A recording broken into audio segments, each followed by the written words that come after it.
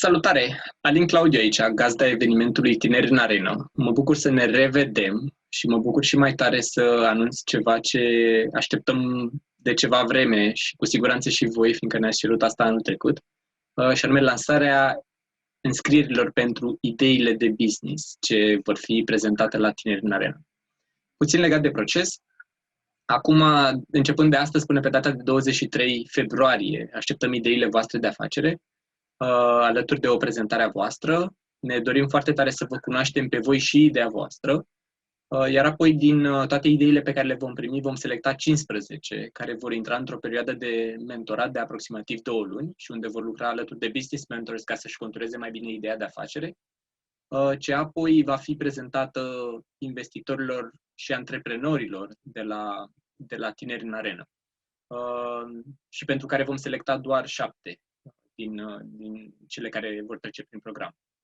Deci acum așteptăm cât mai multe idei de business, câte una de persoană, dintre care vom selecta 15 care vor trece prin perioada de mentorat de aproximativ 2 luni și după care vor avea șansa 7 dintre aceștia să-și prezinte ideea la eveniment. Cam asta e legat de proces. Cum aplicați?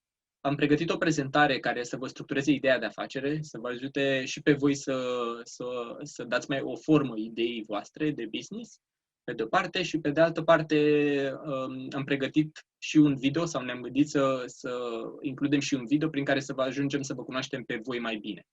Deci un template de prezentare a ideii voastre de business, un document și o video prezentare a voastră și a ideii.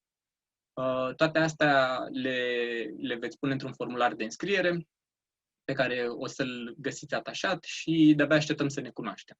Mai departe o să-l las pe Cristian, care să vă detalieze puțin mai mult cum arată template-urile de prezentare, structurarea ideii și totodată și video. Așa că, Cristian, pasez la tine mai departe.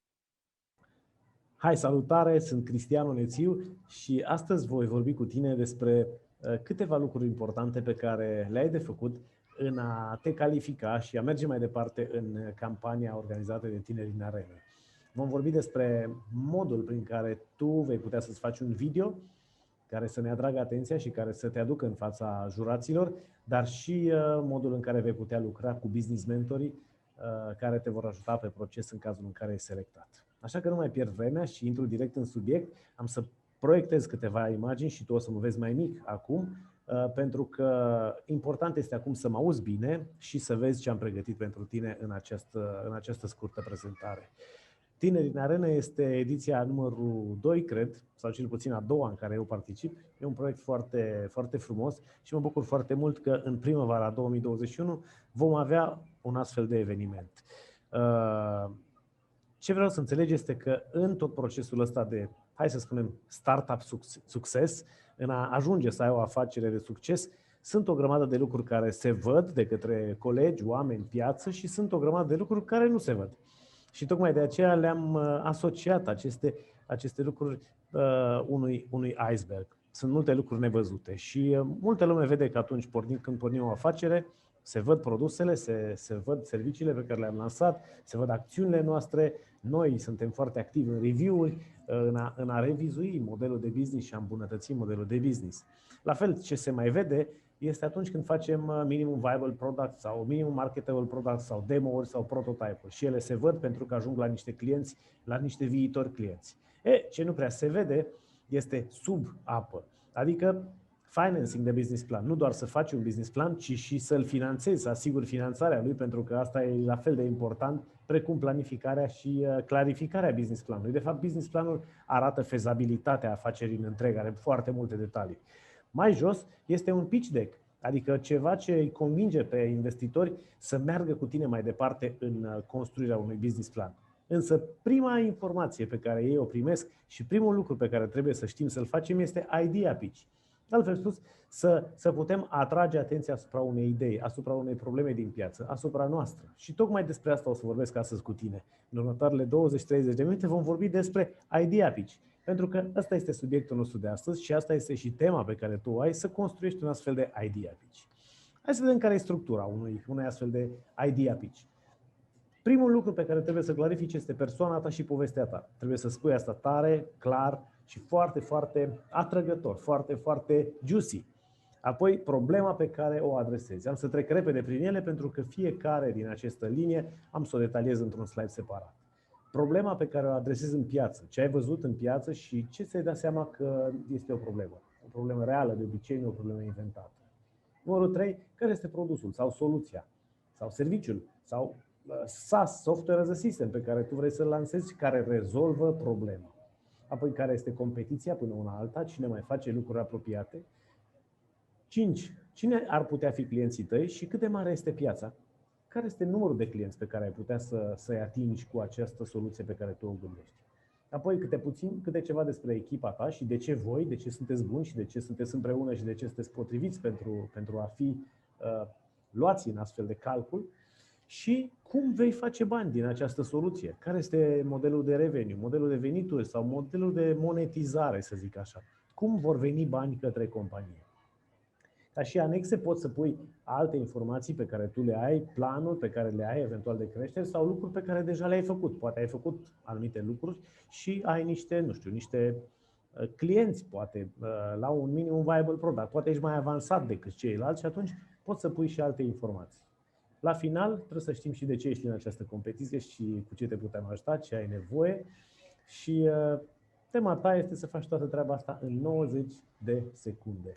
În mod normal este 60 de secunde, dar pentru că suntem încă la început de drum, am preferat să vă lăsăm cu 50% mai mult timp și anume totul să se încadreze în 90 de secunde. Acum poate pare imposibil, dar vreau să înțelegi un lucru. Vreau să înțelegi că un investitor nu are mai mult de 60 de secunde pentru a-și da seama dacă ce aude este interesant. Pur și simplu își pierde atenția mai departe, pentru că el aude în fiecare zi 2, 3, 5 astfel de idea pitch. Le primește pe mail, le primește pe canalele de social media, le primește oriunde se duce, așa că el este bombardat cu astfel de idei. Și pentru ca ideea ta să fie atrăgătoare, trebuie să respecte o structură și trebuie să fie senzațională în întreg. Și astăzi voi încerca să te ajut să construiești acest idea pitch să fie senzațional. Să poți să atragi atenția asupra ta, asupra problemei, să convingi că soluția pe care tu o ai este cu adevărat relevantă. Însă trebuie să înțelegi că fiecare investitor vede lucrurile într-o anumită structură. Dacă tu le inversezi structurile, ei nu o să mai știe exact despre ce ai vorbit. Dacă tu începi să pui povestea ta la final și înainte de toate vrei să spui care este clientul, o să fie greu să te urmărească. Așa că cel mai bine este să respecti structura care este cel mai des folosită internațional și pe care astăzi am să ți-o predau și ție. O să te ajute această structură pentru că vei vedea. Dacă vei dori să devii antreprenor, probabil că vei face sute de idea pitch și probabil din nou sute de pitch deck-uri pentru a asigura finanțarea business planului. Asta este partea, dacă vrei, cea mai frumoasă, dar și cea mai complicată, de sub nivelul mării, care dacă o faci bine, apoi când ieși în piață ai și bani, ai și resurse, ai și mentori, ai și susținere, ai și un business plan validat. Altfel spus, nu te chinui atunci când te duci, când pleci cu barca pe mare, ai de toate. Și de obicei, mare parte din startup-ării români pleacă fără să facă aceste lucruri și tocmai de aceea le este așa de greu și tocmai de aceea așa de puține companii rezistă. Și tocmai de aceea atât de puține startup-uri care au pornit mai au șanse după aceea să fie finanțate odată ce au început prost. Așa că tu ai o mare șansă să pornești bine și tocmai de aceea vreau să mergem mai departe, să luăm pe rând și să spun exact cum să faci aceste lucruri. Primul lucru despre tine și povestea ta. Cine ești, ce experiență ai, de ce vrei să pornești o afacere, de ce vrei să pornești afacerea asta, în mod special, care este legătura ta între ce urmează să spui. E foarte important să înțelegi că povestea ta și tot ceea ce ține de tine, de fapt, nu spune doar niște date, ci arată o poveste, un scurt traseu al tău, un traseu care poate să aibă o cronologie din trecut, acum și viitor. Și mai ales măsoară foarte mult nivelul tău de prezență. Care este prezența, hai să spun prezența scenică a ta, cât este de atrăgătoare și cât este cât de mult atrage atenția. Spune, ăsta parcă e altceva. Are altfel de energie, are altfel de vibe. Nu e doar o înșiruire de elemente și de activități sau de evenimente din viața lui. este pur și simplu un om care atrage, un om care generează carismă. Și întotdeauna fondatorii trebuie să fie carismatici, chiar dacă sunt introverți, pentru că ei vor trebui permanent să atragă lângă ei parteneri, investitori, angajați, tot felul de stakeholderi care la început nu vin pentru afacere, pentru că afacerea practic nu există sau e foarte mică, vin pentru el, vin pentru energia lui. Deci, foarte important în această etapă să te gândești, să spui pe scurt câteva lucruri despre tine, dar să nu le spui plictisitor, să le spui într-un fel foarte, foarte atrăgător, foarte diferit. Poți să folosești o grămadă de lucruri care să te ajute, poți să folosești videouri, poze cu tine, poți să te folosești de orice formă multimedia. Nu uita că în final va trebui să faci un video de 90 secunde, deci vei putea să le editezi cum vrei, vei putea să pui tot felul de elemente care să fie funny sau să fie șocante sau să fie atrăgătoare sau care să fie total diferite ca să atreci atenția. Punctul numărul 2. Problema pe care o rezolvi. Trebuie să înțelegi că o afacere care nu rezolvă o problemă, care nu are niște produse, servicii care nu rezolvă o problemă, nu este o afacere care poate să funcționeze pe termen lung. Ea poate să fie vândută, produse pot fi vândute, dar cu cât avansezi mai mult apoi în a găsi clienți, cu atât dificultatea e tot mai mare, pentru că nu e o problemă reală. Tocmai de aceea trebuie să-ți dai seama că problema pe care acel client, despre care o să vorbim mai târziu, o are, trebuie să fie cât se poate de reală și trebuie să fie cât se poate de presantă. Adică trebuie să o faci pe înțelesul tuturor. Dacă, nu știu, dacă mergi undeva și spui că vrei să faci, o pereche de pantofi, de exemplu, trebuie să înțelegi exact care este problema omului pe care el o are acum. Poate că lipsa de confort, poate că lipsa de personalizare a dimensiunii, poate că lipsa de calitate a anumitor ingrediente pe care le folosești sau anumitor elemente de rețetă pe care le folosești în general alți competitori. Trebuie să-ți dai seama care este problema. Problema este că îl dor picioarele. Problema este că îl strâng pantofii tot timpul. Asta trebuie, la nivelul ăsta de concret trebuie să ajungi, nu doar generalist. E foarte important să pui degetul pe rană și cei care ascultă acest speech chiar să simtă problema asta. Spune, da, știu și eu oameni care au această problemă. Trebuie să vezi și de ce e importantă, dacă e importantă pentru oameni și dacă e o miză serioasă sau este așa un nice to have, adică nu e chiar o problemă. Este, da, dacă îmi rezolv toate celelalte probleme, pot să mă ocup și de asta. Și care este efectul acestei probleme în viața oamenilor? Ce se întâmplă cu ei dacă această problemă continuă? Ai putea să spui și de ce este acum momentul potrivit să rezolve această problemă. Poate în anumite cazuri s-au schimbat lucruri. Eu, de exemplu, am falimentat odată pentru că am venit cu o soluție la o problemă care nu avea o rezolvare tehnologică, nu avea încă contextul tehnologic. Abia când a venit 4G, am reușit, s-ar fi putut face acel model de business. Tocmai de aceea trebuie să spui, dacă este un context potrivit, trebuie să spui și asta. Și totul foarte scurt, foarte elocvent. Poți să folosești cifre, imagini și așa mai departe. Numărul 3. În idea pitch. Produsul sau soluția. Ai identificat o problemă și acum vrei să vii cu un produs sau un serviciu. Hai să o numim soluție. Soluția ta. Trebuie explicată cum rezolvă această soluție problema despre care tocmai ai spus. Da? Oamenii au o problemă de personalizare. Îi strâng pantofii tot timpul și nu găsesc pantofi chiar la fix, la mărimea lor, pentru că dimensiunile lor sunt diferite și poate o altă problemă este că dimineața, după cum bine știi, oamenii au o anumită mărime la pantof, 42 să zicem, și seara au 42 jumate, 43. De ce? Pentru că oasele pe care noi stăm se apasă în timpul zilei din cauza greutății și a efortului. Și tu ai venit cu o soluție. Să zicem că ai venit cu o soluție cu un tip de pantofi care sunt reglabili, care au elastic în partea din spate și care permit omului să fie flexibil pantoful și să nu îl strângă nici dimineața, nici seara și probabil și pe laterale poate niște elemente elastice care să-i permită și modificarea în lățimea pantofului. Da? Genul de problemă, soluție. Asta e foarte directă și ți-am dat exemplul ăsta nu ca să-l iei și să-l copiezi că deja ai făcut, ci să înțelegi de cât de simple trebuie să fie informațiile și cât de directe și cât de ușor de înțeles. Pentru că nimeni nu are prea mult timp de înțeles și ține foarte mult de tine și de abilitatea ta de a fi elocvent.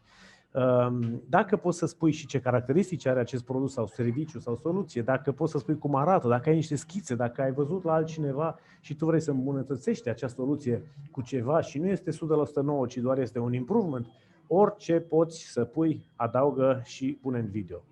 Care este competiția? Cine sunt concurenții tăi și mai ales cu ce ești tu diferit față de ei. E foarte important să înțelegi că această concurență nu este nespecifică. Avem 320 de firme, nu. Concurența este A, B și C. Și ei sunt buni la asta, asta și asta. Însă cu ce ne propunem noi să fim diferiți este acest lucru care este foarte relevant pentru consumatorii noștri. Da? Deci diferențierea se face prin cunoașterea punctelor tari ale concurenței și ca să dai seama de punctele tari trebuie să știi după nume cei mai importanți concurenții ai tăi. Abia atunci vei putea să spui că îți construiești un plan de diferențiere când știi ce fac ceilalți. Trebuie să spui întotdeauna ce te face pe tine diferit, să nu uiți. Și pentru că tot am vorbit de clienți, acum e momentul să spunem și cine sunt clienții pe care voi îi vizați sau tu îi vizezi în afacerea ta. Dacă sunt mai multe categorii în aceeași grupă mare de clienți, pot fi tineri, dar cu 2, 3, 4 nevoi diferite sau cu interese sau cu obișnuințe de cumpărătură diferite. Cât de mare este piața, dacă știi, dacă poți să vezi asta în rapoartele publice, să spui sunt 20.000 de oameni care au această nevoie, sau această problemă și care pot fi clienții noștri. Și dacă știi date legate de valoarea acestei piețe, dar nu te gândi, să nu cumva să faci o variantă de asta prin care sunt, nu știu, 100 de miliarde este piața și noi ne gândim să luăm în prima lună doar 1%. 1% să iei dintr-o piață este enorm. Deci să nu-ți faci astfel de planuri și să vii cu astfel de variante, pentru că ele nu sunt deloc apreciate de investitori. Mai mult, să înțelegi cât sunt clienții tăi pe care ai putea să-i servisezi, ai putea să-i adresezi prin canalele de promovare pe care tu te-ai gândit să le folosești. Mai bine să fie o informație mai clară, mai mică, dar clienți mult mai profilați, decât să vorbim despre sute de miliarde de oameni sau de valori de sute de miliarde pe care nu le putem adresa în viitor. Care este dinamica pieței? Ar fi interesant dacă știi, sunt clienți mai mulți, este un produs sau un serviciu care este în creștere sau în scădere. E clar că dacă vrei să te apuci acum să faci, nu știu, pompe de benzină, e clar că ele sunt în micșorare, se închid astfel de locații sau se transformă în stații de încărcare electrice. Tocmai de aceea trebuie să vezi în ce ipostază a trendului pieței se află afacerea și mai ales produsele pe care tu le dezvolți și industria în care vrei să intri. Trebuie să fii cât mai specific referitor la clienți și dacă ai informații de undeva luate, trebuie să folosești sursa pentru a ști sigur și a înțelege de unde ai luat această sursă. Numărul 6, echipa. Nici o afacere nu pornește și nu funcționează atunci când este un singur om. Rare ori un singur om poate să facă treaba și restul să fie angajați. În general, astăzi vorbim foarte mult de echipe de fondatori, oameni care pornesc împreună. Chiar dacă unul are mai 50% și restul au 25 și 25 sau alte procente, este o echipă de oameni care formează un întreg. Și tocmai de aceea trebuie să spui pe scurt cine sunt oamenii, care sunt informații relevante, poate vârstă, poate expertiză, poate competențe, poate istoricul de când sunteți împreună și ce rezultate ați mai avut împreună. Trebuie să găsești acele lucruri care sunt relevante în acest context al echipei voastre. Cel mai des întâlnit se practică să vorbiți despre ei ca și nume, vârstă, ocupație, dacă au, și mai ales istoria voastră împreună și competențele lor specifice. Dacă ai exemple cu ce au făcut, lucruri senzaționale pe care vreunul din membrii echipei le-a făcut, poți să le adaugi. Ultima informație pe care trebuie să o pui e și poate cea mai importantă: cum vei face bani din această afacere prezumtivă? Care este modelul de business? Cum vor veni banii în firmă? De unde vin? Care este modelul de monetizare? Și care sunt canalele de vânzări pe care tu te-ai gândit să pui acest produs? Nu trebuie să fii foarte explicit aici, trebuie să spui doar care sunt canalele alese. Poate te-ai gândit să vinzi într-un model de, nu știu, de online shopping, sau poate te-ai gândit să vinzi în retail, sau poate te-ai gândit să vinzi produsele astea în teleshopping, sau poate te-ai gândit să vinzi produsele astea în alte canale alternative. Oricare ar fi, tu trebuie să le spui și bine ar fi dacă ai ști să estimezi și cam care ar fi costurile acestor canale. Pentru că atunci când vrei să duci un produs într-un într-un canal de distribuție, ar trebui să știi și care este prețul produsului sau serviciului tău în raft, dar și cât te costă acel canal de distribuție, 30, 40, 20, 50% pentru a fi prezent și pentru a asigura, pentru a ajunge la clientela lor. E foarte important să înțelegem cum vin banii și prin ce canale și cât de credibil este acest lucru. Pentru a putea să investești în ceva sau să mergi mai departe în etapa de pitch deck, trebuie să ai o sursă legitimă, o sursă credibilă, hai să spun așa, de monetizare, prin care și tu să crezi că asta e posibil. Evident, business mentorii vă vor ajuta să faceți niște fine-tuning-uri, să zic așa, în condițiile în care ați fost aleși să mergeți mai departe în fața juraților, însă chiar și până atunci, pitch-ul tău trebuie să fie realist, trebuie să spună concret. Avem 3 canale pe care vrem să intrăm, din câte știm până acum, costurile pe canalul 1 sunt de atât, 2 și 3 sunt de atât. Tocmai pentru a înțelege care este, hai să spun așa, un gros margin comercial brut pe care îl putem avea.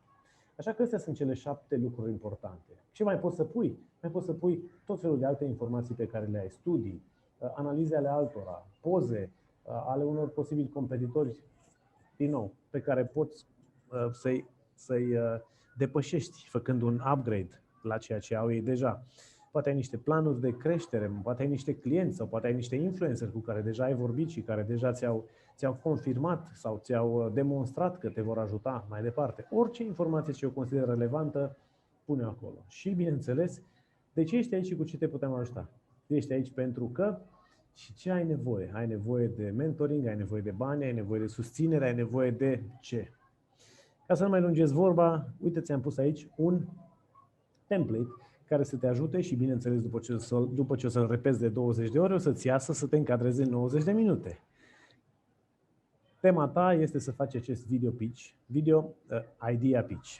Nu pitch deck, asta o să-l faci după ce lucrezi cu business mentorii și o să construiești pe un template ceva mai dezvoltat. În prima fază vrem să te cunoaștem și vrem să vedem aceste 7 informații puse cap la cap, într-un mod personal, într-un video.